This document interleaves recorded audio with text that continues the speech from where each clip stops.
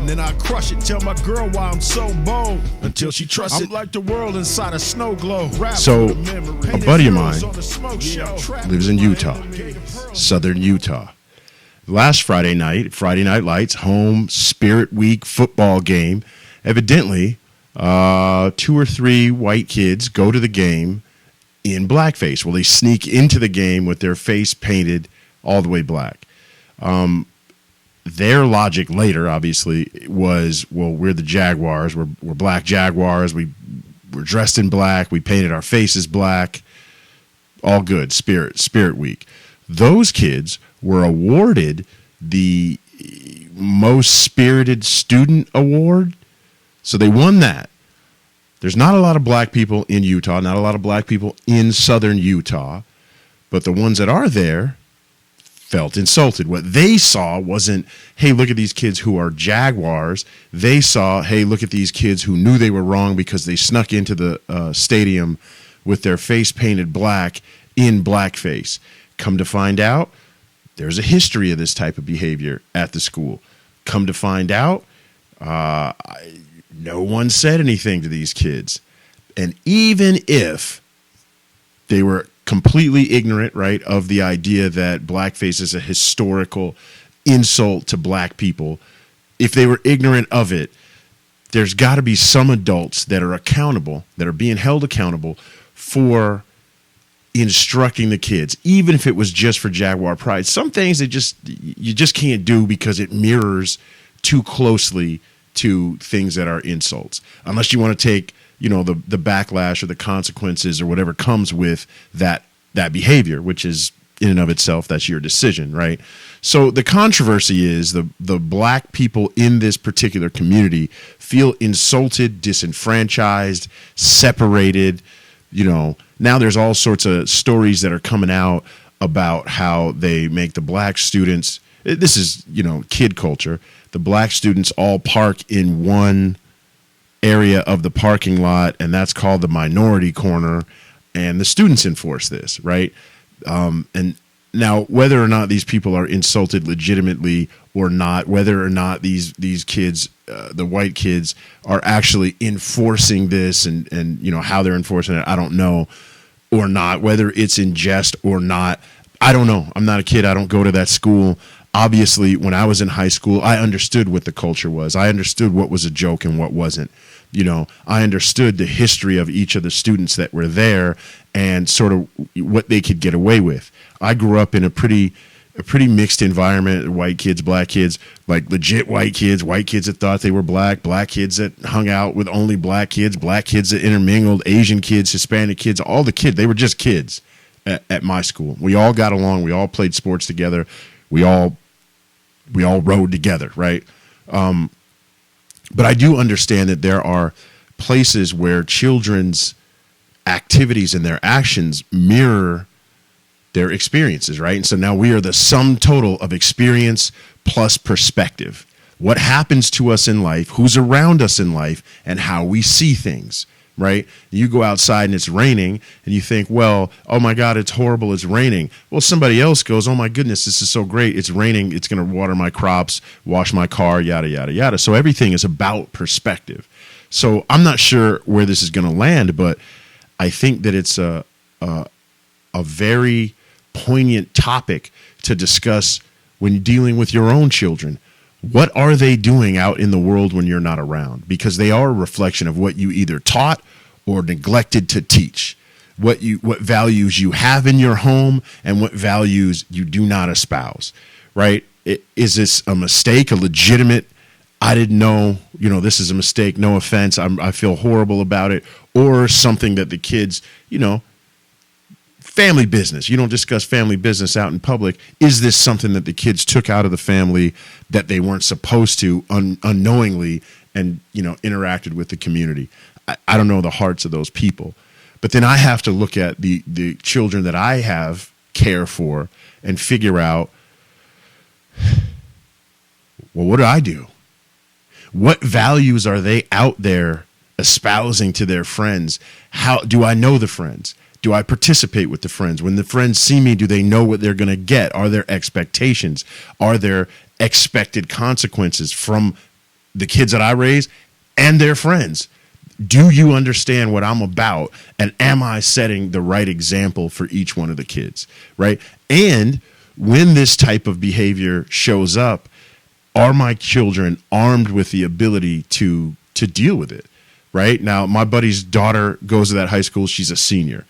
Now there's going to be an assembly, right? They're going to have this big old discussion, yada, yada, yada. And so he says to his 17-year-old daughter, do you want me to come to the school? Her response is, no, I'll take care of it. If it gets too big for me, then, obviously I'll call in reinforcements and have you come in. But no, I'm willing to go do that, right? And so then my question is, are you the type of, I know it's hard, right? But are you the type of child who can go to that high school, see something that you feel is wrong, and then actually say something to it, right? Because we all know there's a price for integrity, right? Integrity is not free. Sometimes it looks great. Oh, look at him. He's got a lot of integrity.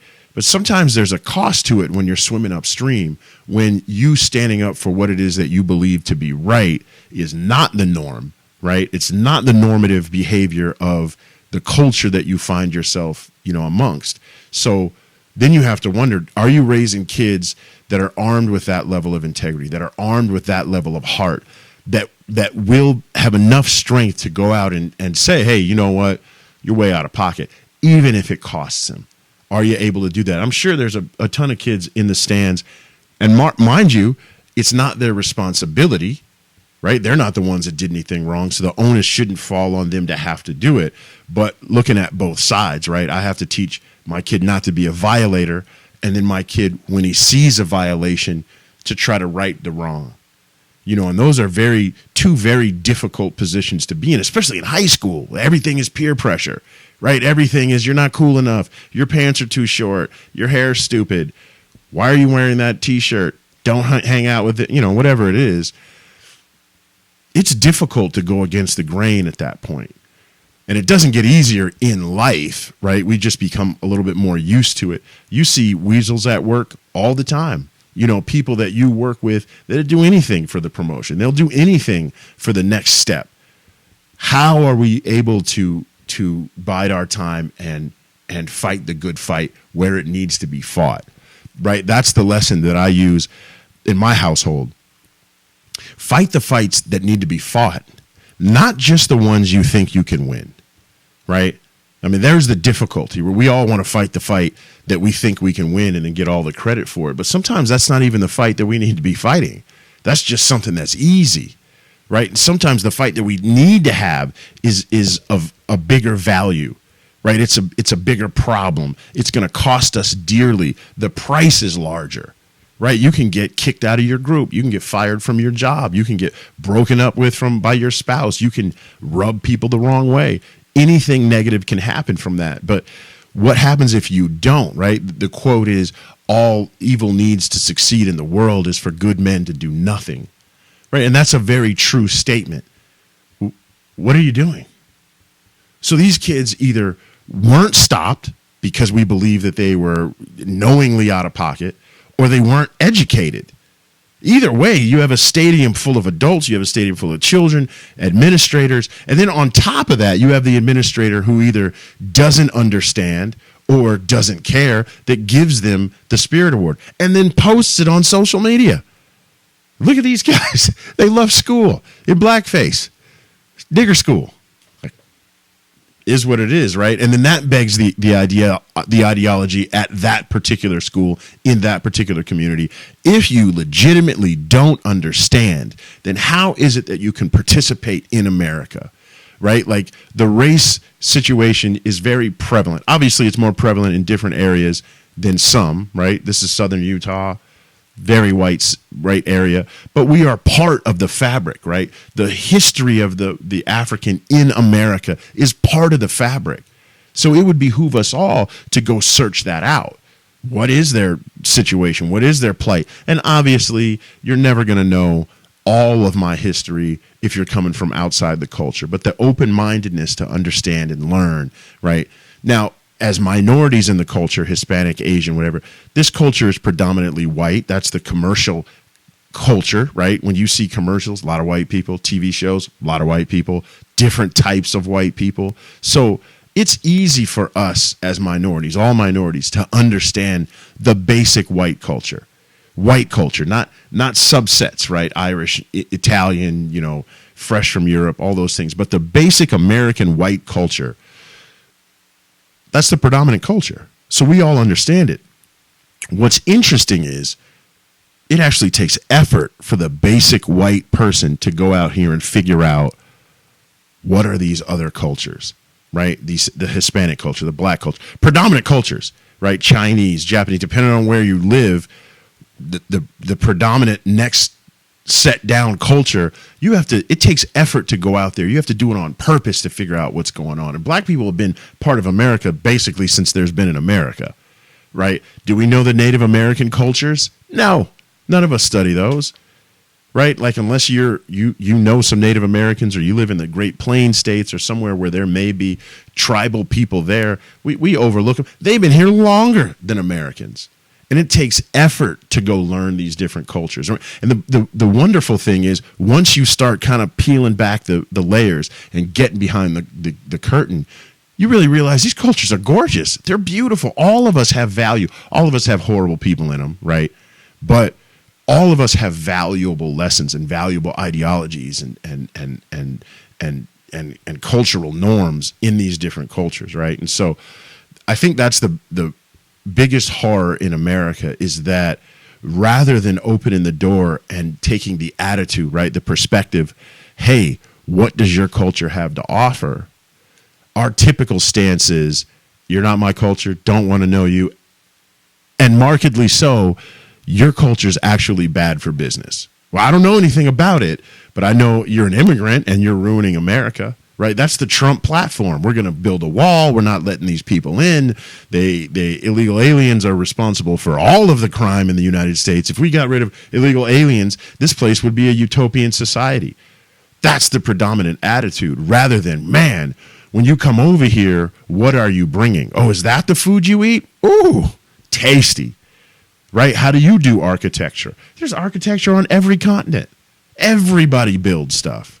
So anyway, I've had a lot of discussions with my friend about this particular situation, and it is disheartening, right? I'm 49. I've been dealing with this stuff my entire life.